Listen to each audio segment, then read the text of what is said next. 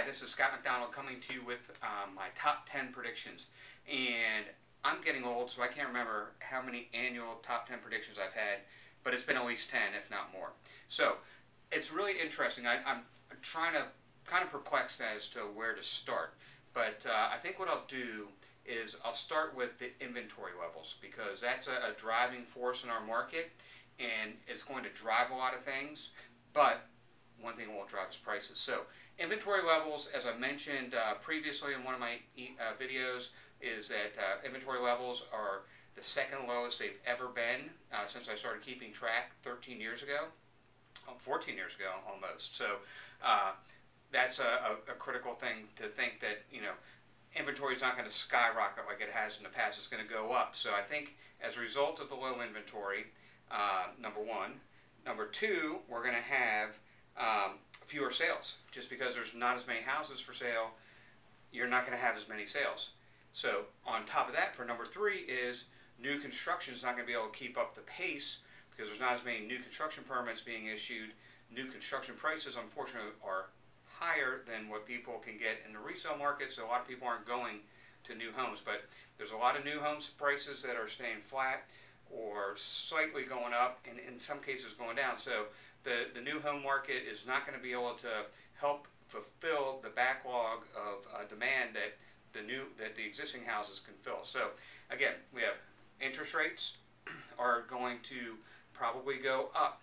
Mortgage-backed securities are no longer being purchased by the government, so there's a smaller pool of people looking to purchase those. And we've also been in a rate environment that the government has kept artificially low, so we're going to see interest rates creep up. Now, we've been lucky since the stock market went down and we've had the government shutdown that interest rates also came down, but that's just a short-term thing. So if you're looking to buy now is the time to buy before rates go back up, because definitely will hamper your purchasing power. So we've talked about inventory, where the inventory is going to come from or not, the new homes, interest rates. Next, we're going to go to housing prices. In the past, when we've had a simple economic supply and demand, where there's less supply, demand goes up, and so do prices. Well, we're really not seeing that, and prices are extremely critical in today's market. I think prices will go up, but again, it's going to be moderate. I think last year, and looking at the numbers today, it only went up 1.83%. So not a huge increase, and we had, again, really low demand, or low supply all last year with a lot of demand. So again, there's pressure on prices.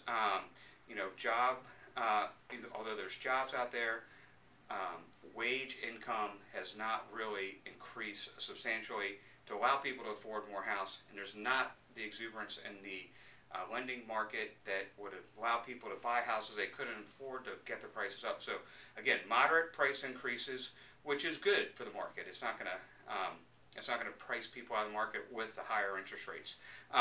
Also, we're going to see some consolidation in the industry. There's a couple of things on the books right now. I know there's a mortgage company got purchased by a bank. I know that one title insurance company is being purchased by another. I think the lending industry is seeing a lot of consolidation because of fewer loans out there, because not as many people are refinancing their properties. So there's a combination of things that I think the industry is going to consolidate, from the mortgage insurance side, settlement side, also with the lenders out there. There's not as many deals. There's not going to be a need for as many lenders.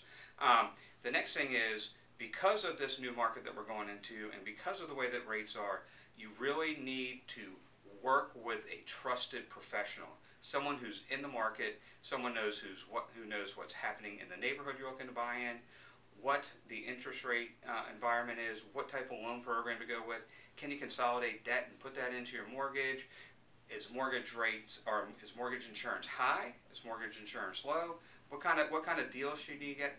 And you can't get that through necessarily a part-time agent who's not going to training, not getting educated, and you're not going to get it from an internet agent who's just there to manage transactions. You really do need a trusted professional, especially if you're going to get in competitive situations with the low inventory that we have out there now. Additionally, what's going to happen this year is we're not going to have the Amazon effect. The Amazon effect, they're only going to have 400 employees come in this year. We'll see the Amazon effect going out further. It's going to be gradual before it really takes over. And talking with people out in Seattle, there's not a lot of people that are going to be relocating from Seattle here. They're going to be looking to hire more talent here locally, at least initially. So it's not going to be an influx of people coming in that weren't already here to do anything really with the housing market. Next, what do we have on my list down there? We're going to have, last one is Bryce Harper. What is Bryce going to do? My prediction is Bryce is going to stay here in D.C. The owners out there in baseball land aren't going to give him that $400 million contract he's looking for. We know that the Nationals offered him $300 million. We wish $300,000, but $300 million. I think they may come up to seal the deal. So we'll see if that prediction's right. And then for the rest of Washington sports, Caps, they're going to the playoffs. Caps are going to make another Stanley Cup run. The Caps are going to win a Super Bowl. Oh, no, not the Super Bowl. Just kidding. They're going to win the Stanley Cup, to see if you guys are paying attention. Redskins are going to suck again. We're going to have a fifth-string quarterback, sixth-string quarterback, who knows. Ownership is killing that team. And then the Wizards are going to be in the Zion Williams lottery, and we will not get him. And so we're going to be stuck in mediocrity for many more years to come with our Washington Wizards. Anyway, if you have any questions about any of these things, please feel free to give me a call, 703-652-5777, or you can email me at scottmcdonald@remax.net. Have a great year, everybody.